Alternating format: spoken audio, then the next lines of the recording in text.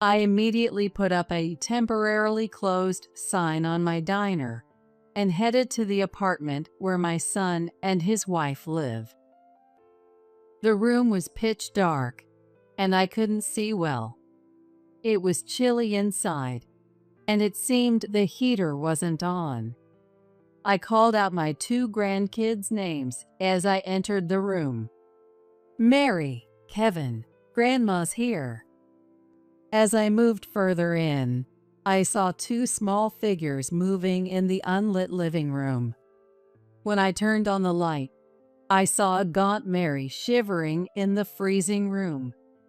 Next to her, Kevin was trembling while eating a banana from Mary's hand.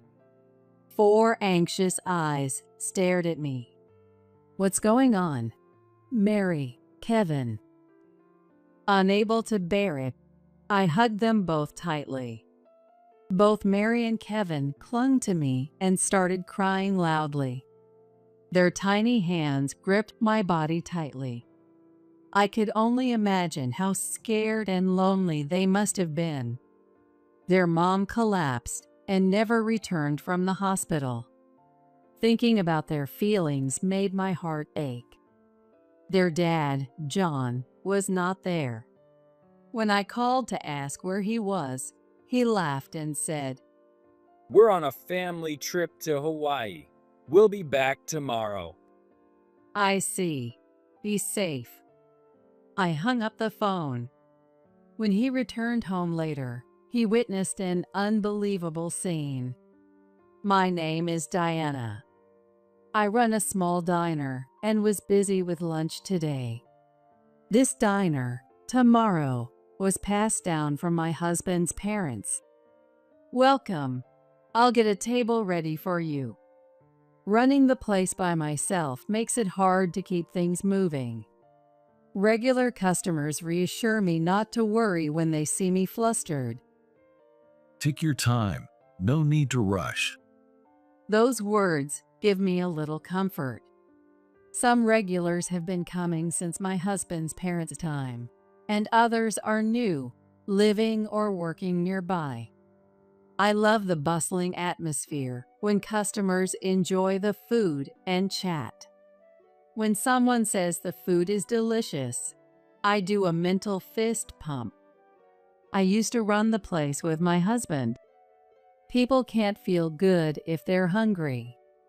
So we make food that lifts their spirits. That was his favorite saying. We enjoyed coming up with the menu together, counting the money at the register, and rearranging the seating. It was fun to come up with various ideas and improvements. These days continued until our son, John, was in high school. But when John was in his second year of high school, my husband passed away in an accident. It was a tough time, and I considered closing the diner. John was preparing for college and couldn't help with the diner. I didn't think I could manage alone. During that time, one of the regular customers saw me in town and said, "We're waiting for you." That smile gave me the strength to try running the place by myself again. "Don't worry, it'll work out somehow." I consulted with my friends and in-laws, and we scaled down the business to a manageable size. 3 months after my husband's death, Tomorrow reopened. John successfully passed his college entrance exams and got into his first choice school. "I want to live on my own because it's far from home." "Sure, that's okay. Let's go check out some places." I tried to accommodate John's requests as much as possible. Both my husband and I were always busy with the diner, so we didn't have much time for John when he was young. The diner was thriving, so we couldn't neglect it. Even after closing, my husband would stay to prepare for the next day. I would go home, make dinner, and spend time with John while waiting for my husband to return. Is Dad working again today? I still remember little John asking that every night. The sad look on his face is still etched in my mind. I wished we could have had family dinners together more often, but it only happened once or twice. I felt guilty for having made John feel lonely for so long. I want you to learn what you want and find your path, John. Give it your all. I told him this before he moved out for college. John just nodded slightly. He said nothing more. Even after he started living on his own, I continued running the small diner by myself. We had enough savings for his college tuition, so we didn't need scholarships. Those 4 years of his college life flew by. During that time, I kept the diner running on my own. After graduating, John got a job and started working as an adult. John, dressed in a suit and tie, squeezed into a crowded train on his way to work. Imagining that scene, I smiled to myself, thinking about how much little John had grown.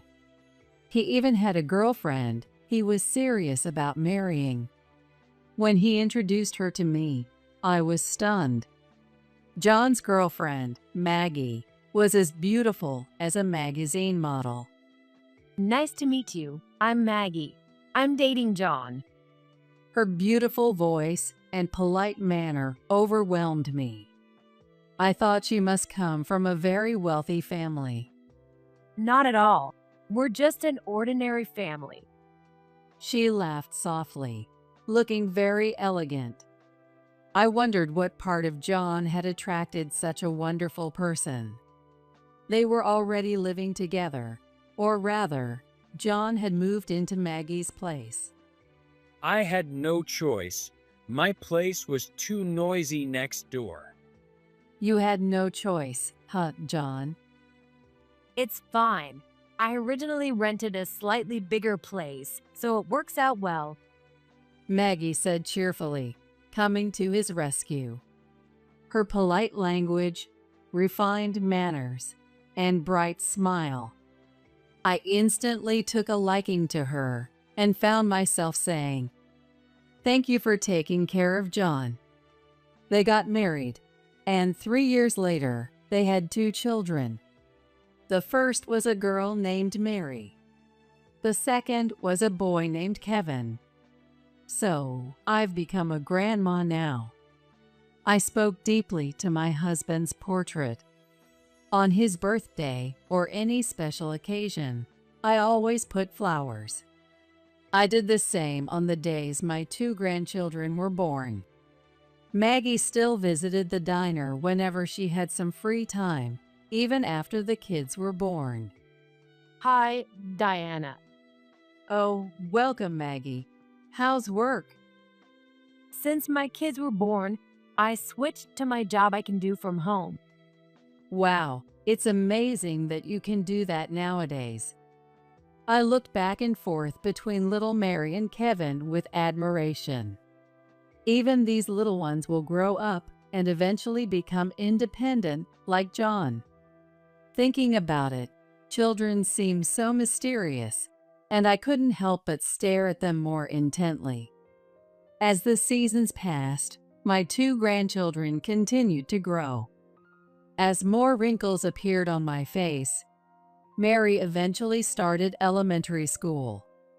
Mary, how old are you now? One day, I asked Mary when she visited the diner. I'm 6 now, and I'll be 7 on my next birthday. Her response was so proper that she didn't seem like a first grader. She must take after her mom.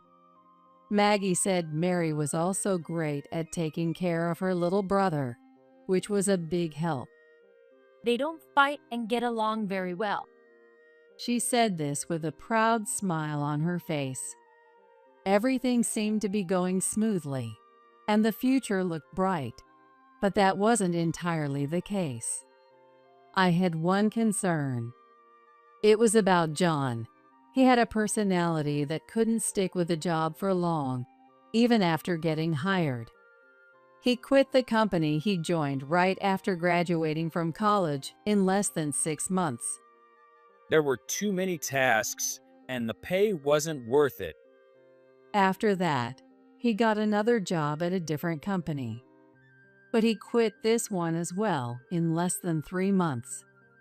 I can't do what I want, and I can't stand not having remote work.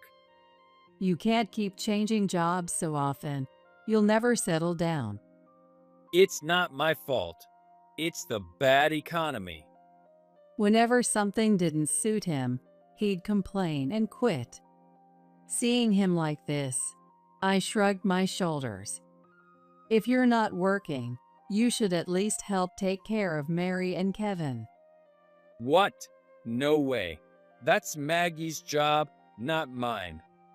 It was Maggie who was supporting the household in place of John. While talking to me, John was glued to his smartphone. I wondered what he was so engrossed in. Oh, Mom, look at this.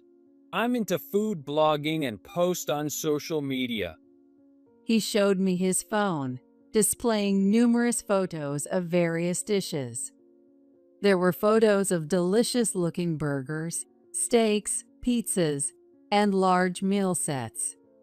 He talked about the number of followers and likes, but I had no idea what he was talking about.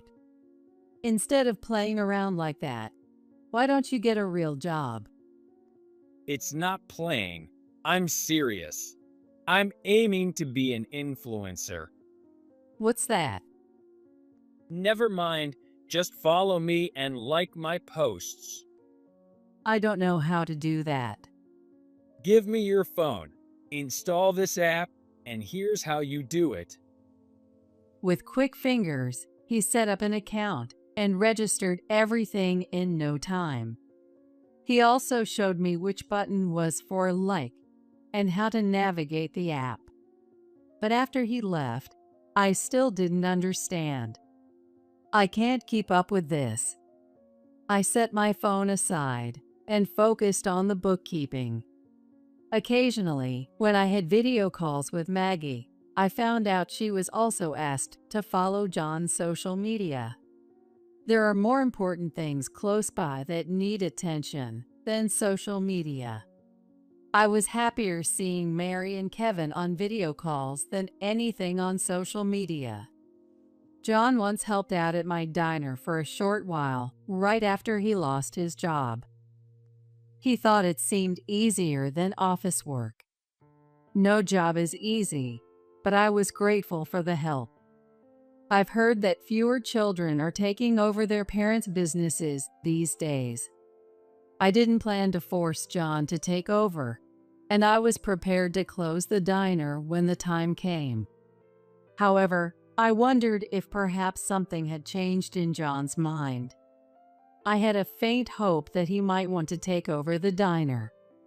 I was delighted to have him work in the diner, guiding customers and taking orders. He got along well with the regular customers and chatted with them, which was refreshing to see. For the first week, things seemed to be off to a great start. Maybe this suits him better than office work. I was thinking that, but starting the following week, John gradually began to slack off. He barely took orders, didn't clean up, and hardly guided customers. To make matters worse, he started browsing social media in front of customers. He even asked regulars and new customers to follow him and like his posts. The next day, he didn't show up at the time he was supposed to start working. "John, where are you? Are you off today?" I quit that job. It's harder than I thought. After that, he stopped answering my calls, and I was back to running the diner alone. John stopped coming to the diner in less than 10 days. Since then, he focused more on social media than anything else. Meanwhile, Maggie had recently taken on multiple jobs and was cutting back on sleep. I worried that she might collapse someday. But John didn't seem concerned and continued his food blogging and social media posts. During one of our occasional video calls, Maggie let slip her true feelings. I wish he could at least earn a little money. She looked unusually dejected, her shoulders slumped. That beautiful smile was gone, and her lovely voice sounded faint. John was still out food blogging and rarely home. When I scolded him, he always said, If I get famous and build connections, it'll pay off in the future. I listened to his words, doubting they would amount to anything. However, if John could make a living that way, I wanted to support him. Part of me wanted to let John do what he wanted, and I was too lenient. Maggie also seemed to believe in John and couldn't strongly criticize him.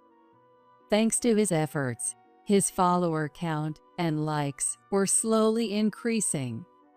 But I soon realized that was a mistake. One day, I was at the diner as usual. The weather forecast predicted a cold, cloudy day with possible snow at night.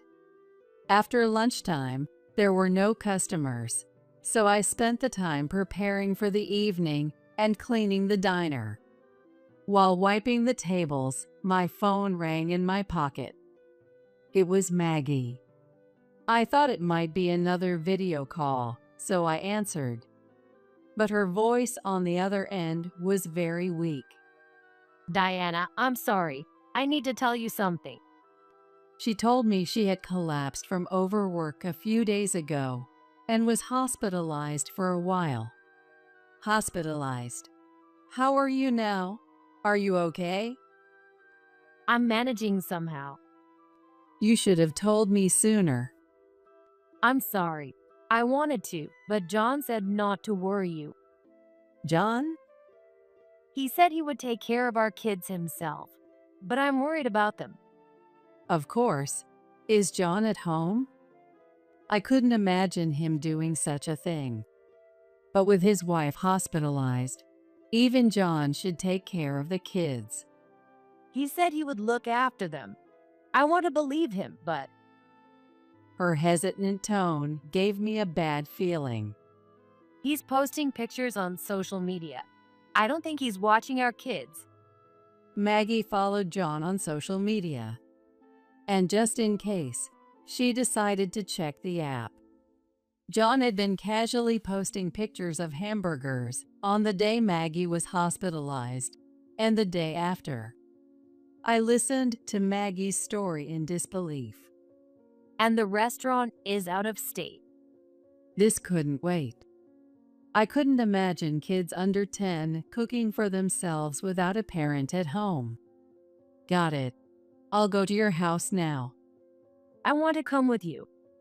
No, Maggie, you need to rest in the hospital, I said firmly and hung up. If I didn't, she would have insisted on coming along. With doctor's orders, she couldn't leave the hospital. I quickly put up a temporarily closed sign at my diner and headed to my son's apartment. It was about 2 train stops away. Thank goodness I had a spare key for emergencies. I hurriedly unlocked the door and went inside. Mary, Kevin, where are you? The room was pitch dark, and I couldn't see well. I stepped forward and kicked something like a plastic bottle. In the silent room, I took another step. It was chilly inside, and it seemed the heater wasn't on. Mary, Kevin, Grandma's here. As I moved further in, I saw 2 small figures moving in the unlit living room. When I turned on the light, I saw a gaunt Mary shivering in the freezing room. Next to her, Kevin was trembling while eating a banana from Mary's hand. 4 anxious eyes stared at me. Mary, Kevin. Unable to bear it, I hugged them both tightly. Grandma. Both Mary and Kevin clung to me and started crying loudly.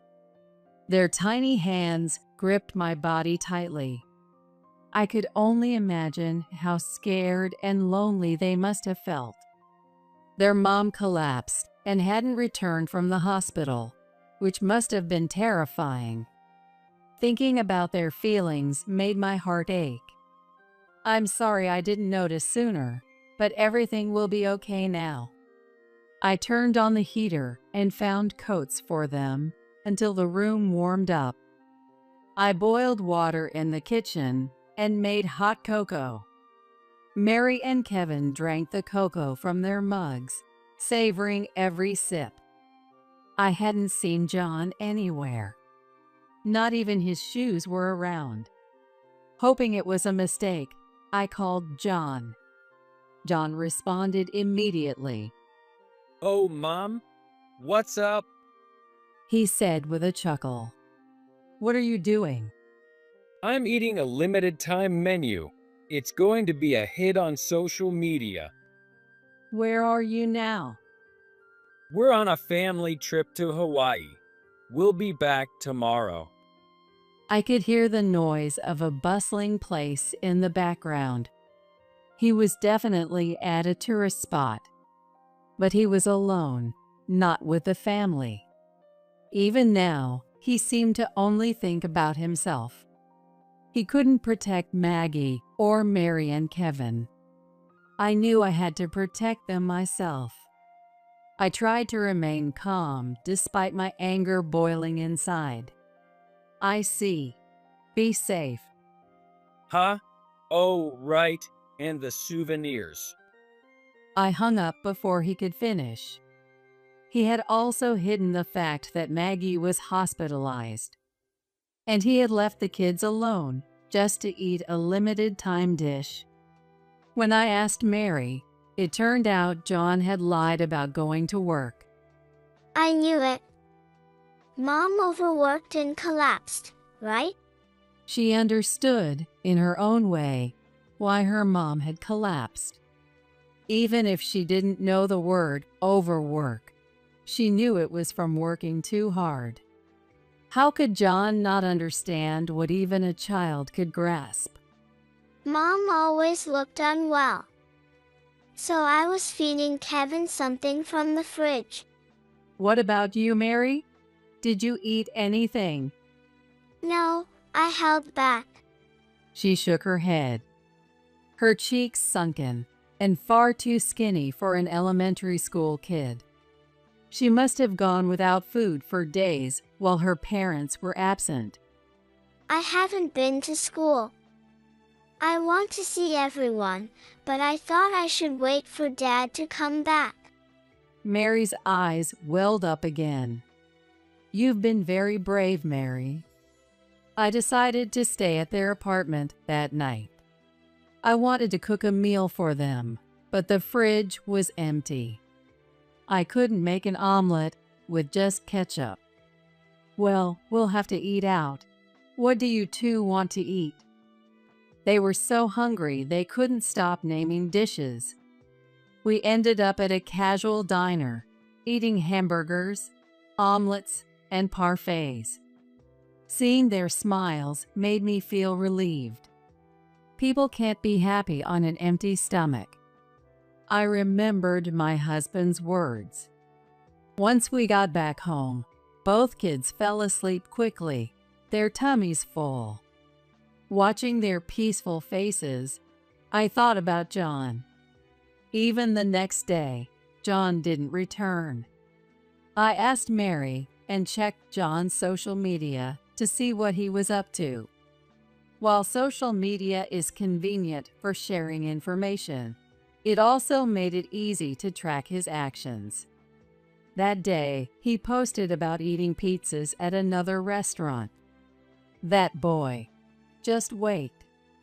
I took 2 kids to visit Maggie in the hospital. Just as I arrived, Maggie was getting ready to check out after being cleared to leave the hospital. Maggie, Mary, and Kevin were thrilled to be reunited at the entrance.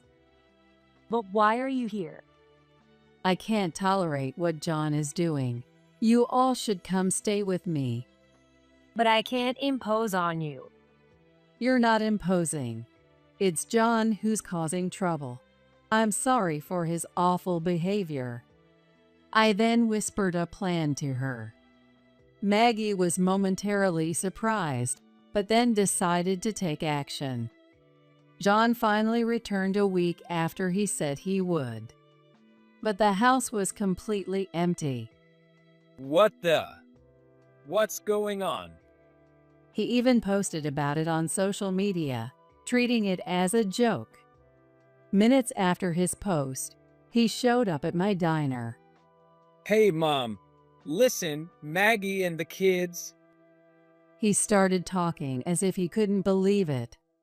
When I got home, nobody was there and everything was gone. So? It was lunchtime, and the diner was full of regulars. John, looking for sympathy, started sharing his story with them.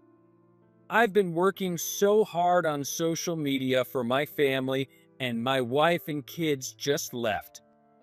Oh, that's tough. I listened with indifference, but the regulars had a different reaction. I could hear the sound of chairs scraping as people stood up around me. Then, slowly and quietly, they began to close in on John. Isn't it terrible? Right, everyone? Still not understanding the situation, John continued to provoke. You're the guy who calls himself Johnny on social media, right? Yeah. Are you a fan? Thanks for following me. Not a chance. You practically forced us to follow you. What? Other customers nodded in agreement. I keep receiving notifications, so I looked at your posts and found that you treat the food poorly. Did I do that? Yeah, you played around with free toppings and dismissed food after one bite, saying it was awful. That was just a joke. And you neglected your wife and kids while fooling around. But I was trying to become an influencer to make money for them.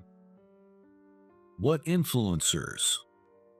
The regular customer blushed red and scolded John. Others joined in, and the diner was filled with shouts of disapproval. I had explained the situation to the regulars before John arrived. Maggie had canceled the apartment lease right after being discharged from the hospital. And now she is living with me along with Mary and Kevin. Because John had neglected his family, focusing only on his social media. Moreover, he was solely focused on increasing his followers and likes on social media. When I told the regulars about everything, they were furious, having seen John's actions online. One regular said, "I'll give him a piece of my mind," and called others to join in. Unaware of all this, John continued posting on social media. Stop it. It's not my fault. Help me. Crying, John was pushed out of the diner by the angry regulars. Never show your face here again. John was harshly scolded by the regulars and fled, screaming. After that, he disappeared. A few weeks passed. The weather forecast mentioned preparing for pollen as spring approaches. I've been feeling a bit itchy in my nose lately, probably because of that. Maggie, who suffers from hay fever, complained about her nonstop runny nose. I noticed more regulars wearing masks too. Thinking about John, I remembered that he didn't have hay fever, as far as I knew. His whereabouts were unknown. He had been urging his friends to follow him on social media in his quest for fame. But that backfired. Since that day, His social media account had been flooded with negative comments from followers who knew the situation. Of course, his identity was exposed, and he probably won't return to this town. It's karma for disrespecting food. I continued running my diner while living with Maggie and my 2 grandchildren. We recently created a website for the diner, Tomorrow, allowing customers to make reservations via smartphone. Maggie, who works in web design, handled it effortlessly. The website featured our menu and the spirit of the diner inherited from my husband's parents, as well as information about my husband. I never got to meet John's dad, but through these stories, I feel like I know him. It's a wonderful website. Thank you, Maggie. Her contributions didn't stop there. She systematized our inventory and sales accounting, making daily bookkeeping much easier. What used to be done by hand is now automatically calculated by entering it into the computer. How convenient. Even I, who struggled with smartphones, quickly got the hang of it. With the ability to handle phone reservations, customer traffic increased. Mary started visiting the diner after school. She even helped answer the phone. Hello, this is Tomorrow. Yes, you'd like to make a reservation? Though a bit hesitant, she shook her head when I offered to take over. The special is, fried chicken.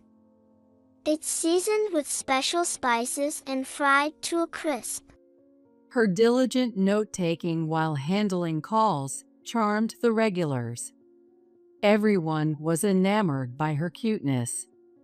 I wondered if she might take over my diner someday, as I continued to manage it day by day.